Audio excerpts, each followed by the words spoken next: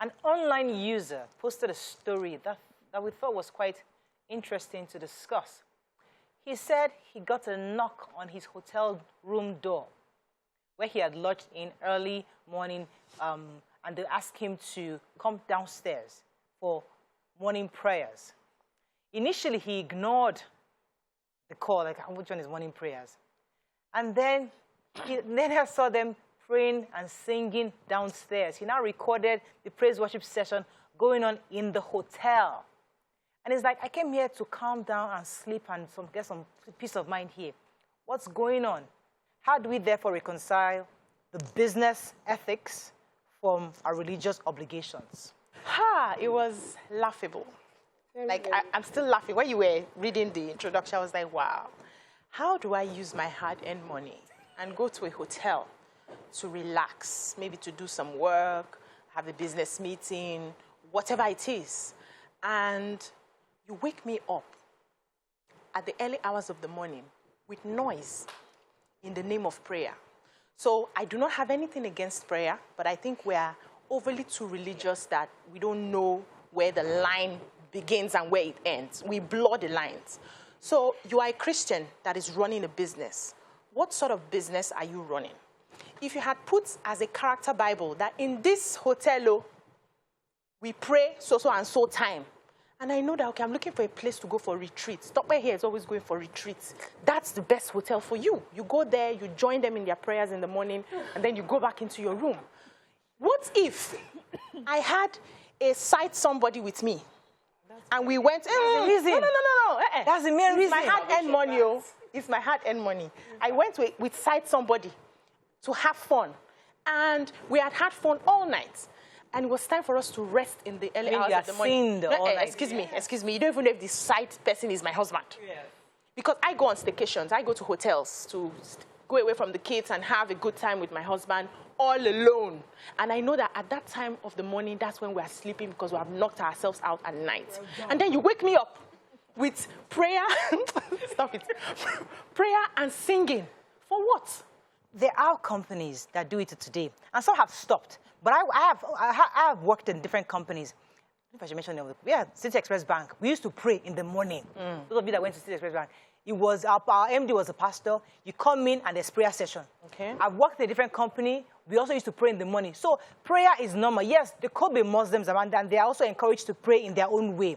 But if I'm in a company where we believe that prayer is what is sustaining us, that prayer is part of what we are using here, why would you not pray? Please, may I quickly... No. Let me get... Wait. Ask a question. Just a small question. So, nobody says you shouldn't pray, but when you pray, instead of attending... So, you understand your customers. Do you pray when your customers are waiting at the banking hall? Okay, we'll come to answer that in a minute. So, to answer the question, I believe in prayers. I believe that prayer is extremely important. And I know many organizations that believe in prayer, and I believe that it is important to bring the spiritual into your business. We operate in a country where nothing is working. We need grace to sustain what we're doing. I believe staff should pray. I don't believe your clients should be compelled to pray. Okay.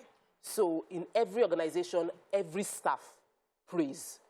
If whatever spirit you are carrying cannot allow you to pray, you might not be a Christian, but at least when all of us are praying, pray your Muslim prayer, but we are praying in that morning. So you're not adverse to praying? I am not adverse to praying in an organization, in an office, but I believe that your staff should pray, your clients are not joining the prayer. So, but if you shouldn't wake up someone in the hotel room who is a client paying to pray. I do not agree with our initial story. I think it's disrespectful. It shows that there's no respect for boundaries.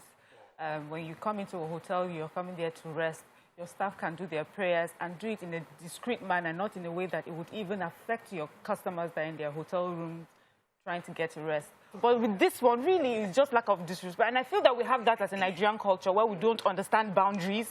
And for us, it will be that person is just a sinner or that person does not believe in God. That's why the person did not join us to pray. And that is not the case. It's just the fact that there's time for everything and you must respect people's, personal space. And we don't have that. There are two different things. I think we're confusing the power and the concept of praying with how and where and who partakes in it. Okay. They're completely two different things. For somebody to have a business and you have your staff and you want to pray in the morning, that's fine. But that also have a caveat. your staffs, you have to make that clear to your staffs when you're employing them, to tell them loud and clear that this place we pray in the mornings. So anybody who doesn't want to do that does not have to subscribe. But if you do not tell them prior, or if you do not make it as part of what they need to know, and they come in and you now make it compulsory, that will be an issue. But this was a hotel. So that's that. No, they can pray in the hotel in the morning, but it should be private. They should have a room where the staffs and the owner goes to pray. They are the one that wants to pray. The concept of an hotel is a service industry. I would also take it as an offense for anybody to start praying and disturbing me. I'd been in an hotel in Port Harcourt before, and somebody in the 2-3 rooms away was playing one of these pastors' message. And it was like I was in that camp. I was it was that loud. I called the hotel receptionist first time, second time, third time. And you know me.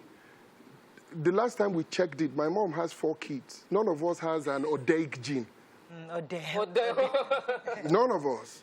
So when I did that first time, second time, me too, I have salmon on my... Oh, my God. So I opened the door and I raised it up. Wow. You see, by that time, nobody knows me as anybody. I raised it and I put it. So everybody on the floor came out.